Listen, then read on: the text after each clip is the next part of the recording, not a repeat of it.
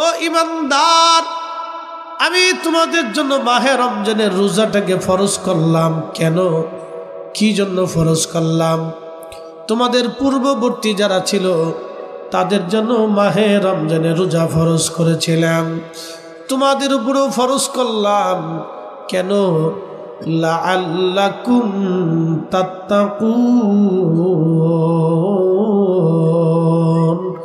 তোমরা যাতে মুত্তাকি হতে পারো, তাকওয়াবান হতে পারো, আল্লাহওয়ালা হতে পারো, আল্লাহর ভয় অন্তরে আনতে পারো।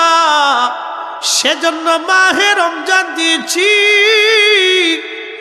মাহে রমজান সেই জন্য দিয়েছি তোমরা যাতে আল্লাহর ভয় আনতে পারো, সেই জন্য মাহে রমজান দিয়েছি। খুবই মনোযোগ দিয়ে কথাগুলি শুনে যাবেন। আজ বাবাজি, মাহে রমজান আল্লাহ কেন দিলেন? সারাদিন আপনি পরিশ্রম করলেন, কাজ করলেন, আবার রোজা রাখলেন, প্রচণ্ড তৃষ্ণা কলিজার মধ্যে, কলিজা পর্যন্ত শুকায় যায়। এই প্রচণ্ড গরমে যারা রোজা রাখে দেখবেন কলিজা পর্যন্ত শুকায় যায়। প্রচণ্ড ক্ষুধানি, সন্ধ্যার সময় খাবার সামনে নানান রকমের ফল আছে, নানান রকমের খাবার আছে, কিন্তু আল্লাহর বান্দা কোনো খাবার খায় না। খাবারের মধ্যে হাত দিয়ে লাড়াচাড়া করে, পানির গিলাস ধরিয়া লাড়াচাড়া করে, কিন্তু বান্দা খায় না। একবার জোরে বলেন তো, ভয়টা কার? আল্লাহু আকবার। ভয়টা আল্লাহর। আপনি যদি ইফতার করেন তো দুনিয়ায় কেউ মামলা করবে না, সরকারবাদী মামলা হবে না, রাষ্ট্রদ্রোহী মামলা হবে না, মার্ডারের মামলা হবে না, সাধারণ মামলা হবে না, জমি জমা নিয়ে মামলা হবে না।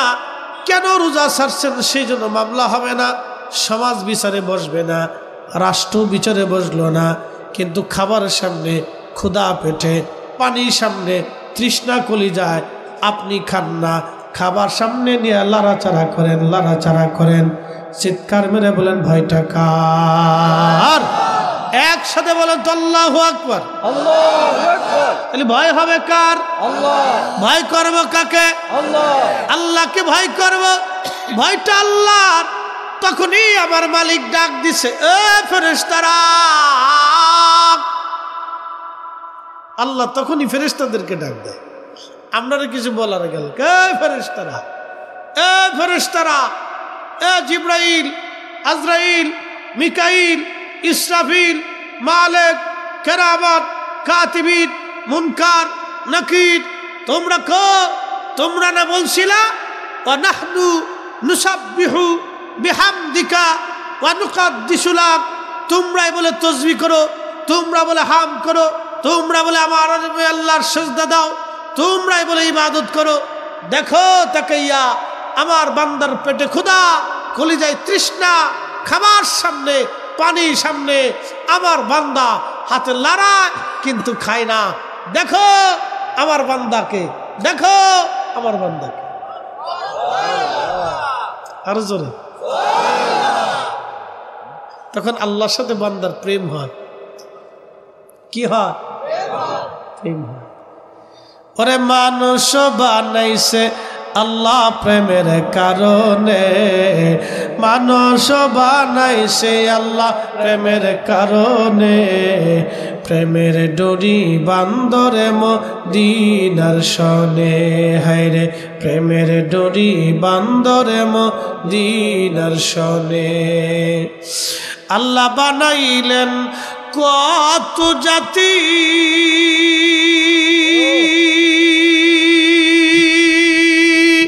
হইল না তার প্রেম প্রীতি,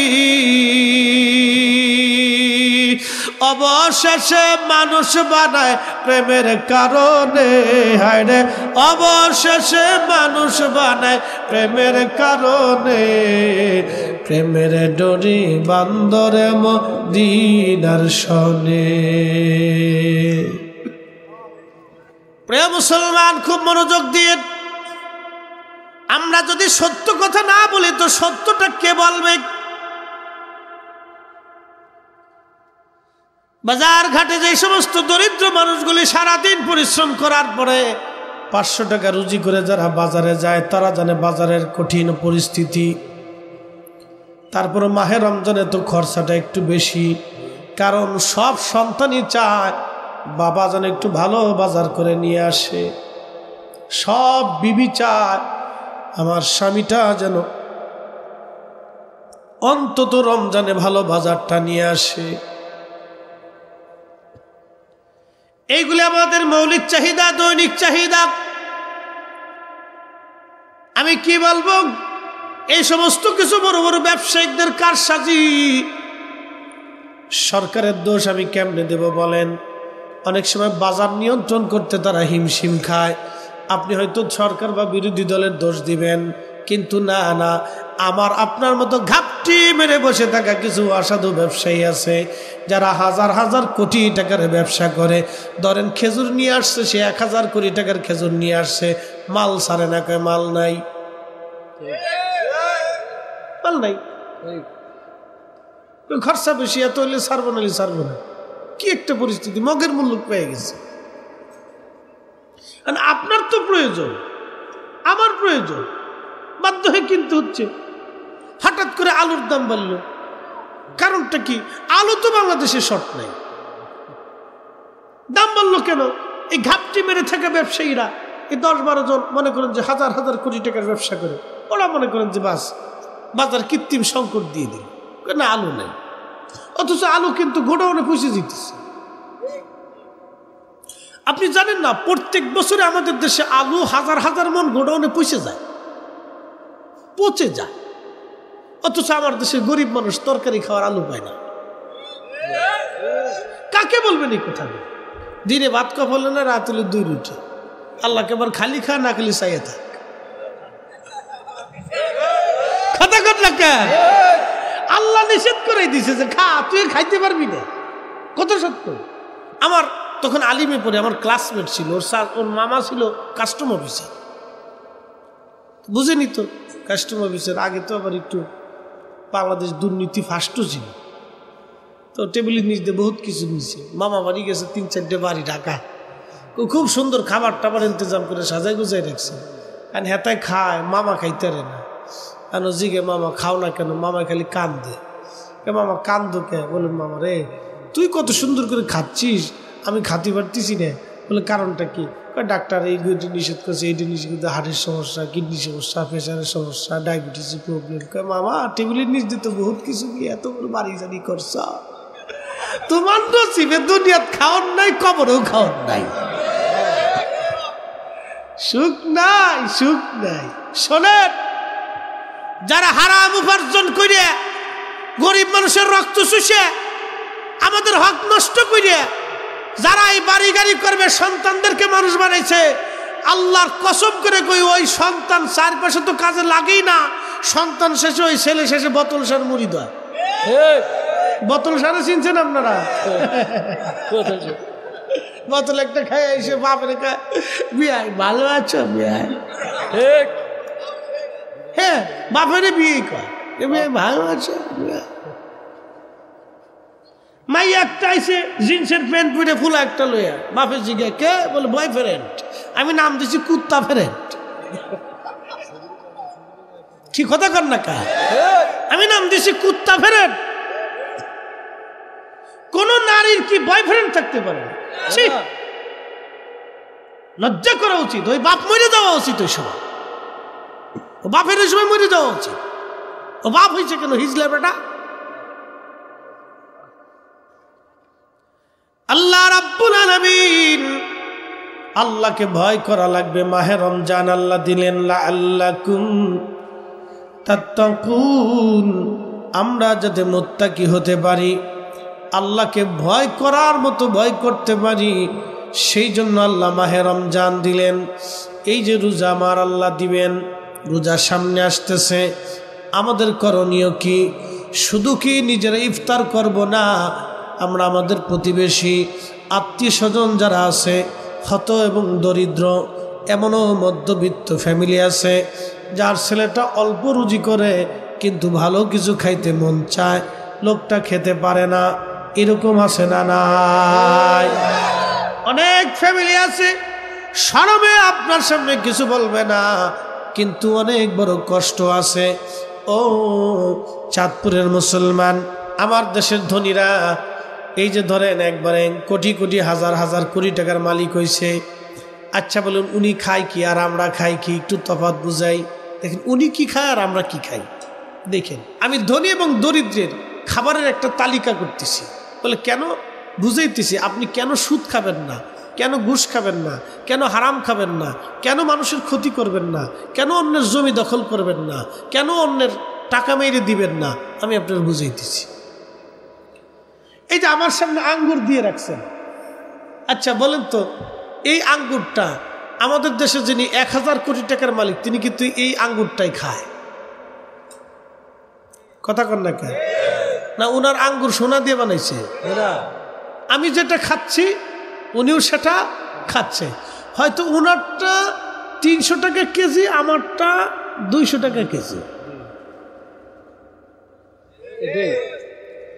ওনারটা হয়তো 300 টাকা কেজি, একটু ফ্রেশ, চাকচিক, চুপচক, ঝুকঝাক ঝুকঝাক। আমারটা একটু এখানে একটু দাগ দুগ পড়ছে, ওখানে একটু ফাইরে ফুটে গেছে, এখানে একটু ফেটে ফুটে গেছে, এই আর কি। স্বাদ কিন্তু ঘোড়ার ডিম একই, একই মাটির ভিতর থেকে এসে। উনি যে আম খায় আমও সেই আম খায়, উনি যে কাঁঠাল খায় আমও সেই কাঁঠাল খায়, উনি যে বেগুন খায় আমও সেই বেগুন খায়, উনি সেই সবজি খায় আমি সেই সবজি খাই, উনি যে গরু খায় আমি সেই গরু খাই, উনি যে হাঁস খায় আমি সেই হাঁস খাই, উনি যে ডিম খায় আমি সেই ডিম খাই, উনি যে চাল খায় আমি সেই চাল খাই, উনি যে আটা খায় আমি সেই আটা খাই। ওনারটা একটু ফ্রেশ, আমারটা একটু আনফ্রেশ, ওনারটা একটু দামি, আমারটা একটু কম দামি, উনিও যা খায় আমিও তাই খায়। অতএব সামান্য এই মানে 2-3% জন্য আমরা সুদ খাবো না, ঘুষও খাবো না, অন্যের জমি মেরে খাবো না, অন্যের টাকা মেরে খাবো না। কি কথা কন না কে? ঠিক কিনা? বুঝে গেছেন আপনারা? আচ্ছা ওনার কবরটা মানে সোনা দিয়ে বান্ধাইছে, আর আমাদের কবরটা মনে হয় পচা মাটি। কি একরকমই? মানে ওনারটা 50 হাত লম্বা, আমারটা একই 3.5 হাত। কি কথা কন না কে? তাহলে লাভ হলো কি? কোন লাভ আছে? তাহলে বুঝে গেল আমরা ভালো আছি। সকলে কোন আলহামদুলিল্লাহ। আল্লাহ আমরা ইমানের হালত রাখছে, হকের উপরে রাখছে। আমরা ভালো আছি, ভালো আছি। মরে গেলে কোনো চিন্তা নাই, হিসাব কিতাব কম, ঝামেলা কম। আল্লাহর খুব আল্লাহ খয়রাতি বানাইছিলেন। খাওয়ার আগে বিসমিল্লাহ কইছি, খাই আলহামদুলিল্লাহ কইছি, আল্লাহ কইছে বেশ চলে যা। প্রিয় উপস্থিতি, এই জন্য বলতেছি আমরা হালাল হারাম গুলি বেঁচে চলাটা আমাদের জন্য দায়িত্ব। এই জন্য মাহে রমজান আসছে কেন? লাআল্লাকুম তাত্তাকুন, আমরা যাতে মুত্তাকি হই, আল্লাহকে ভয় করি, ভয় করার মতো আল্লাহকে ভয় করি। শুধু মুখে মুখে ভয় করলে হবে না, ভয় করার মতো আমাদেরকে ভয় করতে হবে। এর অর্থ হচ্ছে উনি সামান্য পরিমাণ হয়তো বাড়তি, আমারটা হয়তো কম। উনি হয়তো দামি একটু পোশাক পরবে, ওনার জুব্বাটা ওনার কাপড়টা হয়তো 1000 টাকা গজ হবে, আমারটা হয়তো 300 টাকা হবে। ওনারটা হয়তো 1200 টাকা গজ হবে, আমারটা হয়তো 200 টাকা হবে। ওনার কাপড়ও যা আমার কাপড়ও তা, একই রকম। ওনার ফ্যানটা হয়তো একটু দামি হবে, অথবা এসির মধ্যে ঘুমাবে, আমি হয়তো ফ্যানটা খরখর খরখর করবে। অতএব পার্থক্য কিন্তু বেশি না। এই সামান্য পার্থক্যের জন্যে আমরা আখিরাত নষ্ট করব না। কি কথা বলেন ঠিক না বেঠে?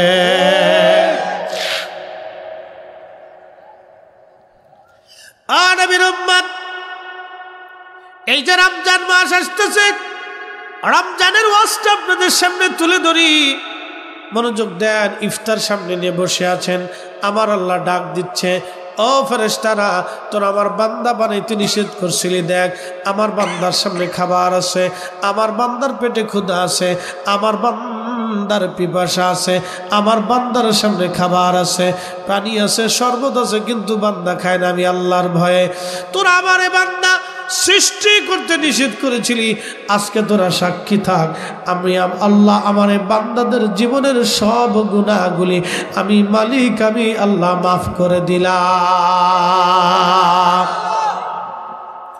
এখন প্রশ্ন, ইফতার কি একা করবেন না আরো 10 জন নিয়ে করবেন? আরো 10 জন নিয়ে করবেন। বলে হুজুর কারণটা কি? আল্লাহ নবী বলেন, সাহাবীরা রে তুমি একা ইফতার করিও না, যদি সম্ভব হয় তোমার রোজাদার ভাইকে একটা খেজুর দিয়ে হলে ইফতার করাও। সাহাবী বললেন, ইয়া রাসূলুল্লাহ, খেজুর দেওয়ার মতো অর্থ আমাদের নাই। এমনও সাহাবী আছে যার কাছে কোনো খেজুর নাই দেওয়ার মতো। আল্লাহ নবী বলেন, যদি তা না পারো অন্তত 1 পেয়ালা দুধ দিয়ে হলেও তুমি ইফতার করাও। আল্লাহ নবী সাহাবী ডাক দিয়ে বলেন, ইয়া রাসূলুল্লাহ, ওই 1 পেয়ালা দুধ দেওয়ার মতো সামর্থ্য আমাদের নাই। আল্লাহ নবী বলেন, সাহাবীরা যদি তা না পারো তাহলে অন্তত 1 পেয়ালা পানি দিয়ে হলেও ইফতার করাও। তারপরও তোমার ভাইয়ের রোজা হোক বা না হোক, তোমার আমল নামায় একটা কবুল রোজার সওয়াব আমার আল্লাহ লিখে দেবে। কি শুধু একা ইফতার করবেন না আরো 10 জনকে নিয়ে? 10 জন নিয়ে। আপনাদের দেশে মসজিদে ইফতার হয় কিনা? অনেক জায়গায় ঝামেলা ঝগড়া ফাসাদ করে বন্ধ করে দেয়। বন্ধ করবেন না, এটা চালু রাখবেন। বলে হুজুর কেন চালু রাখবো? এই জন্য চালু রাখবেন, আমার দেশের অনেক ব্যক্তি আছে যারা হয়তো দরিদ্র অথবা অর্থনৈতিক প্রবলেমের মধ্যে আছে, ভালো খাইতে পারে না, পড়তে পারে না। দেখা যাবে যে আপনার ইফতারির ভিতরে সে অংশগ্রহণ করবে। অথবা রাস্তা দিয়ে একজন দরিদ্র মানুষ যাচ্ছে, সারাদিন রোজা রাখার পরে কোথায় ইফতার করবে সে ইফতারি জায়গা খুঁজে পাচ্ছে না, কে তারে ডাক দিবে, কে মেহমান বানাবে, কেউ সে জানে না। কিন্তু মসজিদে যাওয়ার পরে দেখা যাবে যে লোকটা মসজিদে ইফতারির জন্য বসে গেছে। আমার ঢাকাতে এই দেখা যায় যে মসজিদে ইফতার হয়। আমি যাওয়ার পরে আমি যে মসজিদের এখন খতিব, এটা বন্ধ করে দিছিল, পরে গত বছর থেকে আমি চালু করেছি। আমি কিছু এটা চালু করে আমি নিজে কালেকশন করছি, 1 জুমাতে কয়েক লক্ষ টাকা কালেকশন করছি। আমি কিছু কারা কারা দিবেন হাত তুলে, তাড়াতাড়ি দিতে হবে, হয়তো আগামী জুমাতে আমার কালেকশন করে দিয়ে দিতে হবে।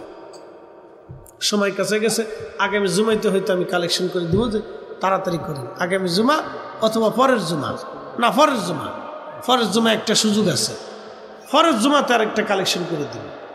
এই কারা কারা দিবেন হাত উঁচা করে। তো আপনারাও আপনাদের এলাকায় মসজিদ এরকম চালু রাখবেন। বলে কারণ কি, কেন চালু রাখবেন? আল্লাহ নবীকে জিজ্ঞেস করা হলো, ইয়া রাসূলুল্লাহ আইউল ইসলামি খায়রুন, ইসলামের মধ্যে উত্তম কাজ কি? নবীজি বলেন, তুতাইমুত তাআম, মানুষকে খাদ্য খাওয়াও, মানুষকে খাওয়াও, এটা ইসলামের মধ্যে উত্তম একটা কাজ।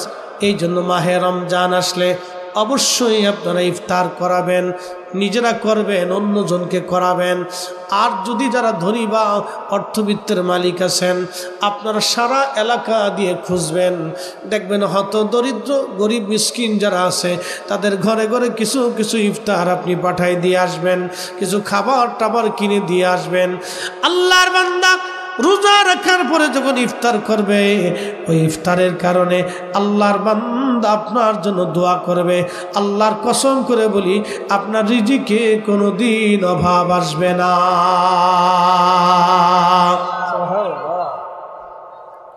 মাহে রমজানে কেউ যদি একটা নফল ইবাদত করে, অন্য মাসে একটা ফরজ ইবাদতের সমান সওয়াব হয়ে যায়।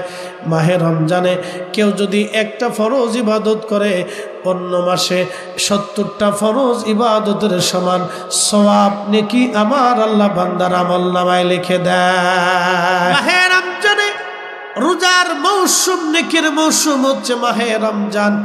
অত্যধিক পরিমাণে মাহে রমজানে আপনি নফল ইবাদত করবেন, ফরজ তো করা লাগবেই, অত্যধিক পরিমাণে নফল করবেন, অত্যধিক পরিমাণে আপনি দান সদকা করবেন। এই মাহে রমজানে 1 টাকা যদি আপনি দান করেন, অগণিত গুণে আল্লাহ নেকি আমল নামাবে। একবার জোরে বলা যাবে কি সুবহানাল্লাহ। এই জন্য মাহে রমজানের দানের হাতকে প্রশস্ত করবেন, আপনার দরজা থেকে কোনো ভিখারিকে তাড়াবেন না। আল্লাহর কোরআন বলতেছে, ওয়া আম্মাসাইলা ফালা তানহার। নবী গো উম্মতকে শিখান, উম্মত যাতে কোনো ভিখারিকে ধমক না দেয়, ভিখারিকে যেন তাড়ায় না দেয়। আমাদের দেশে অনেক ধনী ব্যক্তি আছে যারা ভিখারি গরিব মিসকিনকে ধমক দিয়ে তাড়ায় দেয়। হ্যাঁ মুসলমান, আপনি আজকে ভিখারিকে ধমক দিয়েছেন, আগামী দিন আপনি ভিখারি হতে পারেন, পারে না? ধনীকে ভিখারি বানাইতে আল্লাহর কয় বছর লাগে? 1 সেকেন্ড লাগবে। তকদির পরিবর্তন হয়ে যাবে। কোটি কোটি টাকার মালিক হইতে সময় লাগে, কিন্তু গরিব হইতে কিন্তু সময় লাগে না। টাকা যাইতে সময় লাগে না, যখন যাবে তখন শুধু যাইতে থাকবে, আর ফিরে পাবেন না। দেখবেন যখন শুধু যাবে, খালি যাইতে থাকে, আপনারা আসবেন না, শুধু দুনিয়ার চারদিকে অন্ধকার দেখবেন। এই জন্য দানের হাত প্রশস্ত রাখবে। কোরআন শরীফ আল্লাহ বলতেছেন, আল্লাহাকু মুত্তাকাসুরু হাত্তা যুরতুমুল মাকাবির।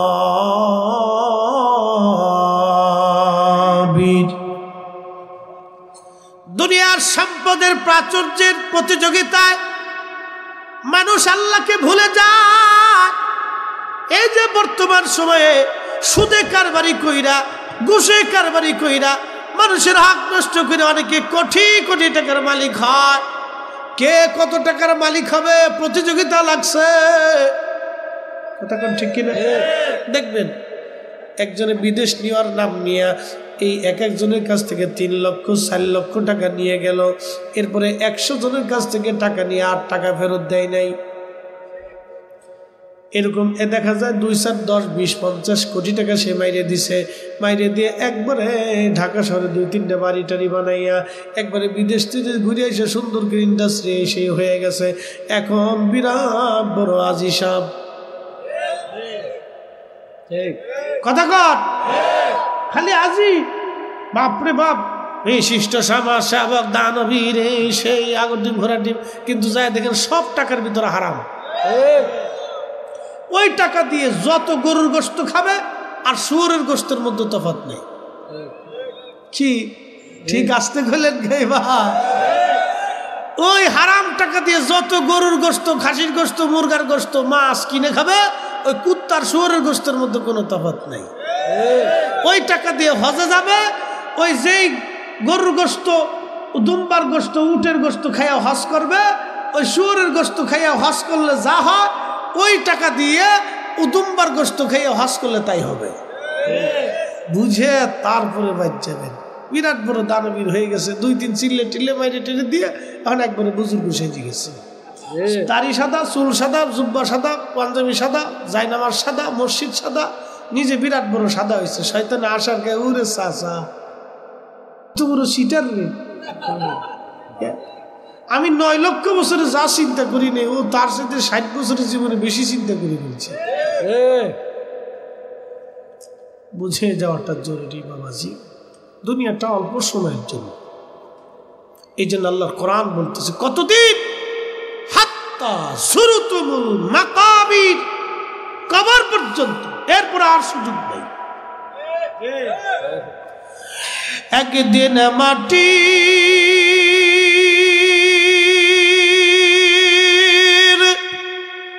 ভিতরে হবে ঘরে, মন আমার কেন বান্ধ দালান ঘর। কালকে একটা খবর দেখলাম, একটা বৃদ্ধা মা ঢাকার আদালতে এসে বলতেছে, আমার সন্তানদেরকে জামিন দিয়েন না। 2টা ছেলে একটা মেয়ে, 2টা ছেলে একটা মেয়ে, মায়েরে খাবার দেয় না, জাগা দেয় না। মেয়েটাও এত বড় হারামি, তার স্বামী পর্যন্ত ওই বৃদ্ধাকে অত্যাচার করলো। সাংবাদিকরে বলতেছে, সাংবাদিক, আমাকে যদি, আমার এই সন্তানদেরকে যদি আদালত জামিন দিয়ে দেয়, তাহলে ওরা আমাকে মেরে ফেলে দিবে, অত্যাচার করবে। আমি জমি বিক্রি করে দিয়েছি, জমি বিক্রি করে দিয়ে আমি নিজেরে চালাই, আমার স্বামী আমারে দিয়ে গেছে, এইগুলির জন্য ওরা আমার সাথে দুর্ব্যবহার করে। ছেলেটারেও দেখলাম সাংবাদিকদেরকে ধমক দিচ্ছে, কথা বলতে চায় না, বেয়াদব। এইরকম শুধু এইরকম ছেলে না, টাকা হবে ভাববেন আপনি নিরাপদ না, শোনেন, সন্তানদেরকে মানুষ বানাইতে হবে, ছোট্ট কাল থেকে শিখাই যাবেন। তাহলে কার কপালে কি আসবে কেউ বলতে পারে না।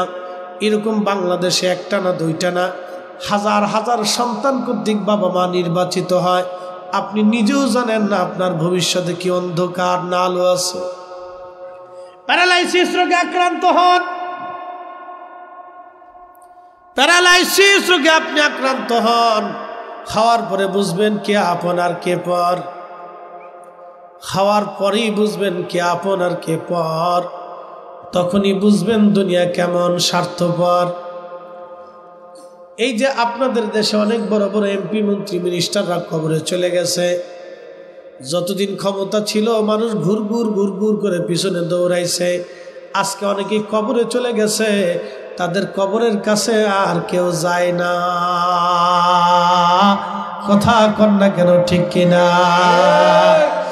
তার অর্থ হলো বান্দা সতর্ক হন, দুনিয়ার থেকে কবরের সামান আনিয়ে কবরে যান। বুঝাইতেছি, আজকে হয়তো বুঝবেন না, কিন্তু কবরে চলে যাওয়ার পরে বুঝে আর কোনো লাভ নাই। এই জন্য কিয়ামতের ময়দানে কিছু মানুষ আল্লাহু আকবার হাতের গোশত কামড়াবে, কামড়ায় কামড়ায় টেনে টেনে ছিঁড়ে ফেলবে। হাদিসের পরিভাষাতে আসছে গোশত কামড়ায় টেনে ছিঁড়বে, পায়ের গোশত কামড়ায় টেনে ছিঁড়বে, হাতের গোশত কামড়ায় টেনে ছিঁড়বে। সে যেখানে মুখ দিয়ে লাগাল পাবে সেখান থেকে কামড়ায় গোশতগুলি টেনে টেনে ছিঁড়ে ফেলবে। আর আল্লাহ হাসরের মাঠ, বিরাট বড় মাঠের একটা প্রান্তরে এই দল মানুষদেরকে আলাদা করবে। এরা কারা? আল্লাহর কোরআন বলতেছে, ওয়া আনফিকু মিম্মা রাযাকনাকুম মিন ক্বাবলি আইয়াতিয়া আহাদাকুমুল মাউত।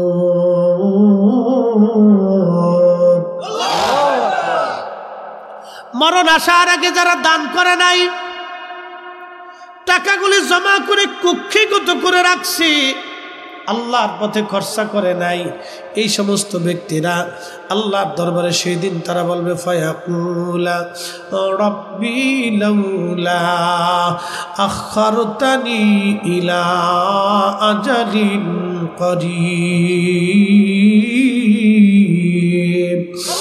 সেই দিন তারা আল্লাহকে বলবে, ওগো রব, আমাদেরকে আবার দুনিয়াতে পাঠান, দুনিয়াতে পাঠিয়ে দেন, আমাদেরকে আবার একটু অবকাশ দেন।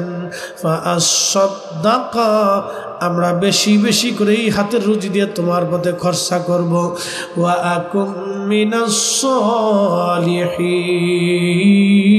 সালিহিন, আর নেককারদের অন্তর্ভুক্ত হয়ে যাব। নামাজের দলে চলে আসব, রোজাদারের দলে চলে আসব, হালাল খেয়ে আসব, হারাম খাবো না, তোমার পথে বেশি বেশি সদকা দেব, দান করব। আল্লাহ পাক ডাক দেবে, ওয়ালা ইউআখিরাল্লাহু নাফসান ইযা জাআ আজালুহা।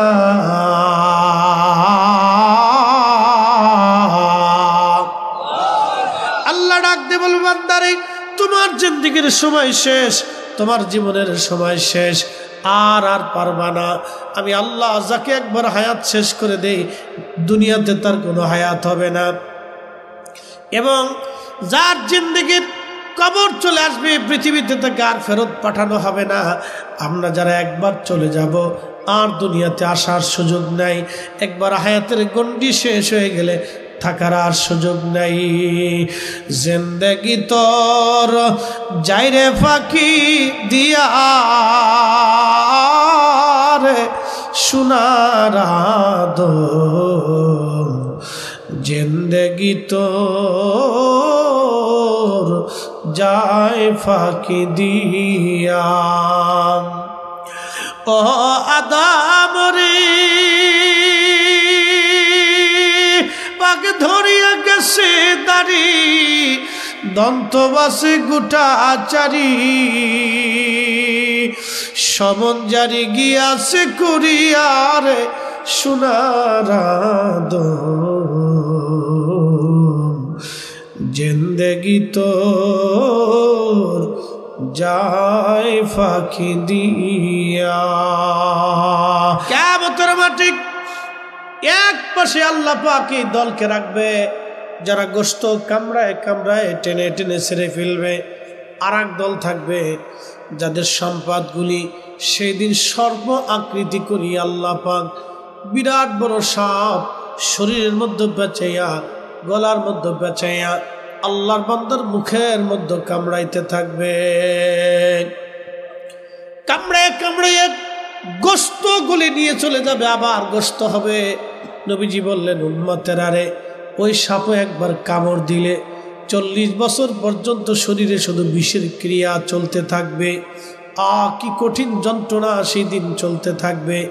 গোশতগুলি উঠিয়ে ফেলবে, আবার গোশত হবে, আবার কামড়ায় উঠায় ফেলবে, আবার গোশত হবে। সেই দিন সর্বাকৃতি সাপ ডেকে বলবে, ও বান্দা, দুনিয়াতে তুমি সম্পদ জমা করছিল অবৈধভাবে, এই সম্পদগুলি আমি আজকে তোমার এইভাবে আমি কামড়াইতে থাকবো। কতদিন কামড়াবে, কতদিন এইভাবে চলতে থাকবে? কোরআন বলতেছে, তাআরুজুল মালাইকাতু ওয়ার রূহু ইলাইহি ফি ইয়াউমিন কানা মিকদারুহু 50,000 সানা। দুনিয়ার 50,000 বছর এক জায়গা করলে যত বিরাট হবে, হাসরের একটা দিন হবে তত বিরাট। সেই দিনের কোটি কোটি বছর পার হবে, একসাথে হবেন। আল্লাহু আকবার। তাহলে বলেন, ভালো আছি না নাই? জোরে বলেন, ভালো আছি না নাই? কম খাই কিন্তু ভালো আছি, চিন্তা মুক্ত আছি। কিয়ামতের ময়দানে চিন্তা করা লাগবে না। 1,00,000 মুসলমান, হাই হাই, দুনিয়ার 50,000 বছরে এক জায়গা করলে যত বিরাট, হাসরের একটা দিন হবে তত বিরাট, তত বিরাট। সেই দিনের কতদিন হাসরের মাঠে আপনি কাটাবেন, পরিসংখ্যান আপনারা দিয়ে যায়। খুব মনোযোগ দেন। আল্লাহ সৃষ্টির মধ্যে যত ফেরেশতা আছে সবাইকে আল্লাহ ডাক দিবে, জিব্রাইল, জিব্রাইল তুমি হিসাব বুঝাই দাও। জিব্রাইল হিসাব টান দিবে। মিকাইল হিসাব বুঝাই দাও। ইসরাফিল হিসাব বুঝাও। আজরাইল যত সৃষ্টির জান কবজ করছো হিসাব বুঝাও। আজরাইল আল্লাহর সামনে দাঁড়ায় দাঁড়ায়া কোটি কোটি কোটি কোটি সৃষ্টির জান কবজের হিসাব আল্লাহর সামনে বুঝাবে। তাহলে কত সময় লাগতে পারে বোঝেন তো? আল্লাহ হিসাব টান দিবে, সমস্ত ফেরেশতাদের হিসাব আল্লাহ টান দিবে। আল্লাহু আকবার। তামাম পৃথিবীর মানুষকে যদি বলা হয় দুনিয়ার বালি গুনে গুনে শেষ করে দেন, সবাই বালি গুনে শেষ করে দিবে। দুনিয়ার গাছ গুনে গুনে গণনা করে দিবে, পশু পাখি গুনে শেষ করে দিবে, কিন্তু আল্লাহর ফেরেশতা গুনে গুনে শেষ করতে পারবে না। এত ফেরেশতা আল্লাহ রাব্বুল আলামিন হিসাব টান দিবে। তোমার জীবনের হিসাব দাও। ফেরেশতাদের 2-1 বছরের হিসাব না রে বাবা, কোটি কোটি বছরের হিসাব আল্লাহ টান দিবে। ফেরেশতাদের হিসাব শেষ হয়ে যাবে, এরপরে মানব জিন জাতির হিসাব টান দিবে।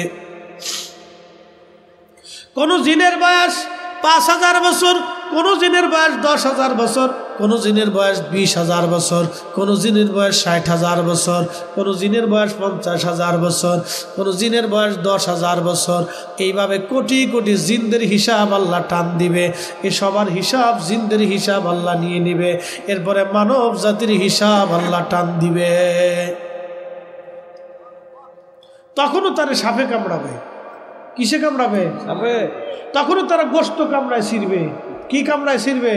গোশত কামড়ায় ছিঁড়বে। তাহলে আমরা মানুষেরটা মারি নেই, মানুষের হক নষ্ট করি নাই, ভালো আছি না খারাপ আছি? কথা কন না কেন? ভালো না খারাপ? আমরা সুদ ঘুষ হারাম থেকে আল্লাহ আমাদের বাঁচাইছে, ভালো আছি না খারাপ আছি? তাহলে একসাথে বলবেন না আলহামদুলিল্লাহ। ওরা যারা মানুষেরটা মেরে খেয়া সুখে থাকতে চাইতেছে, ওদের যে কত কঠিন দিন সামনে আসতেছে নিজেও জানে। আহা, কত কঠিন দিন যে আসতেছে নিজেও বুঝে, কত কঠিন দিন আসতেছে। ইয়া রাব,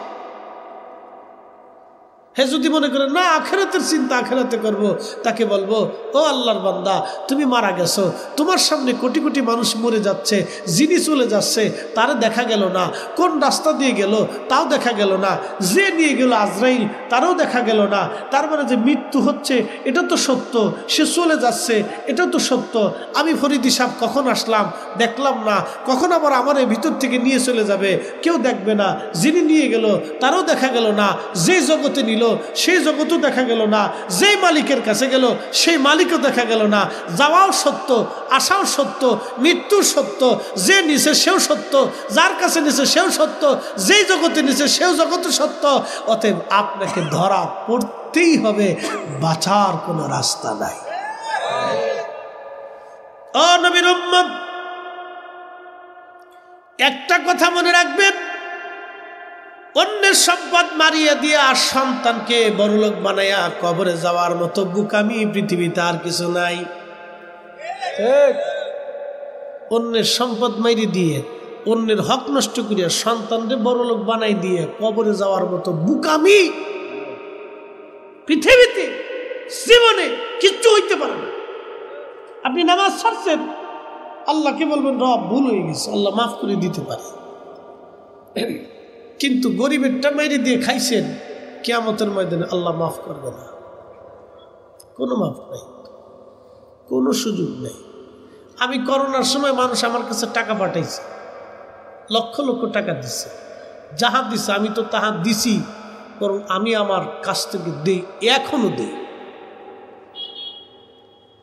আমি এখনো দেই।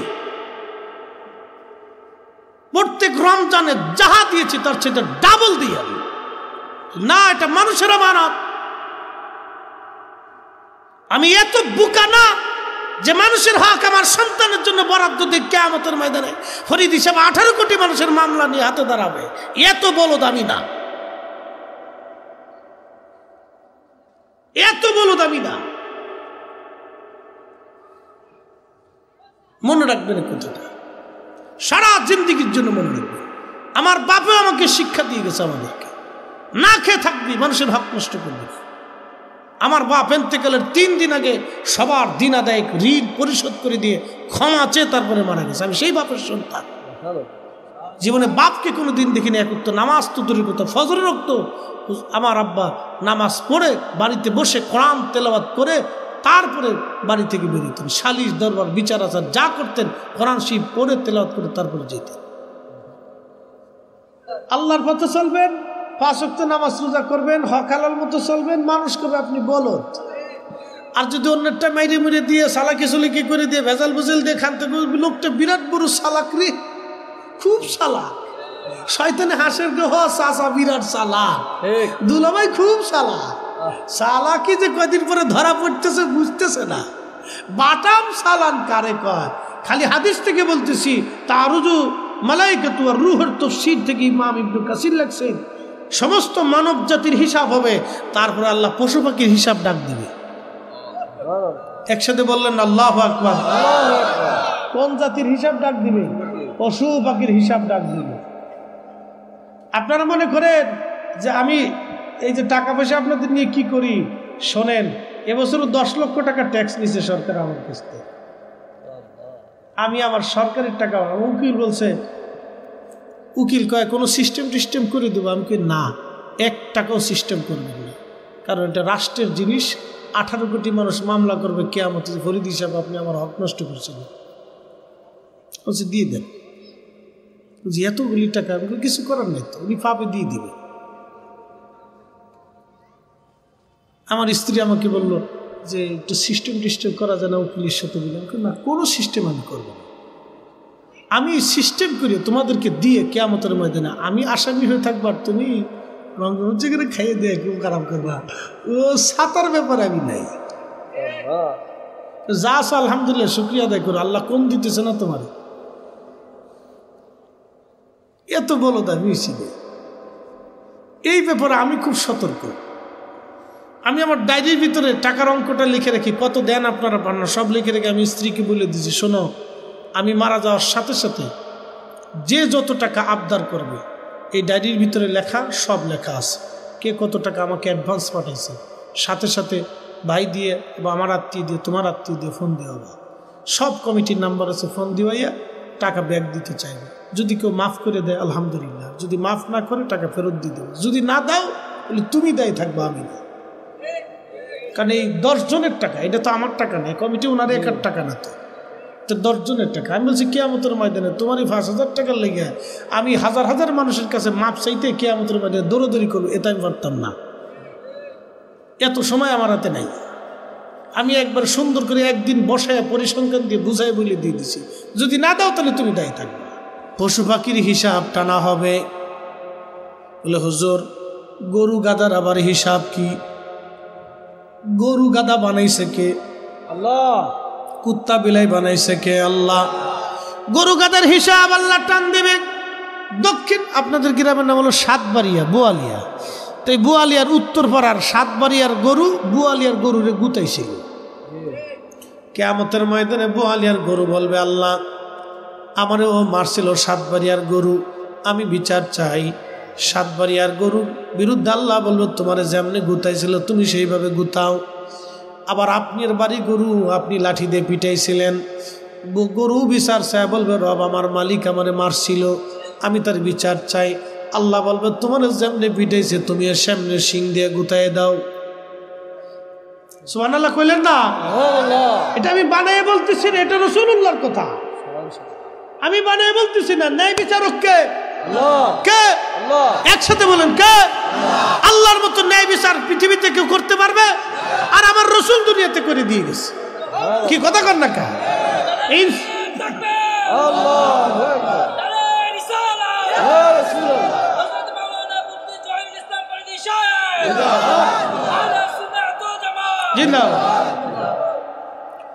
তো গরুর বিচার হবে, কুত্তারও বিচার হবে। আল্লাহ আমার কামড়াইছিল, আল্লাহ বলবে তোমার যেমনি কামড়াইছে তুমি এমনি কামড়াও। প্রত্যেক পশু পাখির ফয়সালা আল্লাহ পাক করবে না। সব ফয়সালা হওয়ার পরে তখনও সাপে কামড়ায়। কিসে কামড়ায়? যারা অন্যায়ভাবে অবৈধভাবে সম্পদ জমা করে গেছে তাদেরকে এখনো সাপে কামড়ায়। তাহলে কত কোটি বছর গেছে এবার হিসাব করে। তাহলে এই জন্য পরের জিনিস খাবো না, মারবো না, ওই ভুগাভুগির ভিতরে থাকবো না। কি কথা কন না কে? ঠিক কিনা? তাহলে বলেন ভালো আছি না নাই? জোরে বলেন ভালো আছি না নাই? একসাথে বলেন আলহামদুলিল্লাহ। হ্যাঁ এই তো বুঝে গেছেন আজকে ওয়াজ, সারা জীবন মনে রাখি না কথা, সারা জিন্দিগি মনে রাখবে। এরপরে আল্লাহ ওই সমস্ত বান্দাদেরকে ডাক দিবে। তখন আল্লাহ পাক বলবেন এ সাপে যারে কামড়াইতেছে ওরে নিয়ে আয়, এই যে নিজের গোশত কামড়াইতেছে ওই দল নিয়ে আয়। এই দল আনার পরে আল্লাহ তখন তাদের হিসাব টান দিবে, আসল জীবনে কি করছিল। ততদিনে কিন্তু কোটি কোটি বছর কামড়া কামড়ি চলে গেছে, শাস্তি চলে গেছে, কঠিন যন্ত্রণা চলে গেছে, কঠিন শাস্তি চলে গেছে ততদিনে। আল্লাহ রাব্বুল আলামিন সেদিন বান্দাকে বলবে বান্দা আসো এবার হিসাব টান। তখন আল্লাহ হিসাব টান দিবে। যদি আল্লাহর দয়া হয়, নবীজি বলছেন যদি আল্লাহর দয়া হয় তো আল্লাহ মাফ করবে, আর যদি দয়া না হয় জাহান্নামে পাঠাই দিবে। আল্লাহ আল্লাহ ইয়া রাব ইয়া আল্লাহু। এই জন্য আল্লাহ রাসূল বলেন উম্মতরে প্রত্যেক দিন 70 বার ইস্তেগফার করো, 70 বার আল্লাহর কাছে ক্ষমা চাও, 70 বার ক্ষমা চাও। আমার দেশে যারা দোয়া মানে না ও ক্ষমা চায় কোন সময়? কি কথা কর না কে? এই যে আর এক দল পাইছি, আর এক দল পাওয়া গেছে যে দোয়া মানে না ও ইস্তেগফার করে কোন সময়? ক্ষমা চায় কোন সময়? মনে মনে কলা খেলি কলা খাওয়া হয়। তাহলে যারা দোয়া মানে না সব বেদাতি। আসতে কইলেন কে? এবার বেজার হয়েছেন নাকি আপনারা? জোরে বলেন, জোরে বলেন। যে দোয়া মানে না কি বেদাতি, ও দোয়া মানতেছে না। আল্লাহর নবী বলেন 70 বার তুমি ইস্তেগফার করো। এই জন্য অধিক পরিমাণে আল্লাহর দরবারে ক্ষমা চাবেন, ইয়া রব, আল্লাহর কাছে মাপ চাইতে থাকবেন। প্রিয় হাজিরিন, তাহলে এখন আমাদের করণীয় কি? অধিক পরিমাণে আল্লাহর ইবাদত করা। আমাদের করণীয় কি? অন্যের সম্পদ আমরা মারব না, অন্যের জিনিস অন্যায়ভাবে নেব না, মানুষ আমরা ঠকাবো না। কথা বলেন ঠিক কিনা? পিতা মাতা যদি ঘরের মধ্যে থাকে, আপনার অভাব আসুক সাবধান, আপনি যা খাবেন আপনার আব্বা আম্মারে ভালো কিছু খাওয়ানোর চেষ্টা করবেন। কখনো মন খারাপ করবেন না, রাগারাগি করবেন না, ছাটাছাটি করবেন না। যতদূর সম্ভব আপনি চেষ্টা করবেন আপনার আব্বা আম্মাকে সম্মানিত করে রাখার জন্য। হিসাব কিন্তু কঠিন, আল্লাহর দরবারে হিসাব কিন্তু জটিল, বড় কঠিন, বড় কঠিন। এই জন্য আপনাদের উচিত, আল্লাহ রাব্বুল আলামিন আমাদেরকে বলছেন, ও আমার বান্দারা, অতএব বান্দারা তোমরা একটা কাজ করো। আল্লাহ পাক কোরআনে বলছে, ইয়া আইয়ুহাল্লাযীনা আমানু লা তুলহিকুম আমওয়ালুকুম ওয়ালা আওলাদুকুম আন যিকরিল্লাহ। এ ঈমানদার, সম্পদ আর সন্তানের প্রেমে পড়ে আমি আল্লাহর জিকির থেকে গাফেল হইও না। অনেক সময় সন্তানের মায়ায় পড়ে মানুষ অন্যায় করে না, সন্তানের জন্য অন্যায় করে, সন্তানের জন্য জমি জমা রেখে যায়। আবার দেখা যায় নিজের সম্পদের প্রেমে পড়ে মানুষ অপরাধ করে, অন্যায় করে। এইগুলি করবেন না, সাবধান, এইগুলি করবেন না। বিরাট বড় অন্যায়, বিরাট বড় ভুল আপনার আমার জীবনে হবে। আল্লাহ বলেন, ওমাইয়া ফাআল যালিকা ফাউলাইকা হুমুল খাসিরুন।